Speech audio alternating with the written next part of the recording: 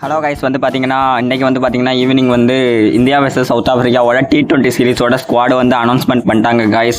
இதில் வந்து பார்த்தீங்கன்னா ஸ்குவாட் வந்து நம்ம முதல்ல வந்து பார்த்துடலாம் குயிக்காக. வந்து கேப்டனாக வந்து சூரியகுமார் யாதவ், கில் வந்து மறுபடியும் டீமுக்குள்ளே வராரு கைஸ். பத்து அபிஷேக் சர்மா இருக்காரு, ஹார்திக் பாண்டியா கைஸ் கம்பேக் வந்து கொடுத்துருக்காரு, அக்ஷர் பட்டேல் ஆட போகிறாரு, ஜிதேஷ் சர்மா, சஞ்சு சாம்சன் சிஎஸ்கேல ஜாயின் பண்ணதுக்கப்புறம் ஃபஸ்ட்டு இந்தியாக்காண்டி ஆடுறாரு. எப்படி இருக்குன்னு நம்ம இன்ட்ரெஸ்டிங்காக இருக்கும் கொஞ்சம்.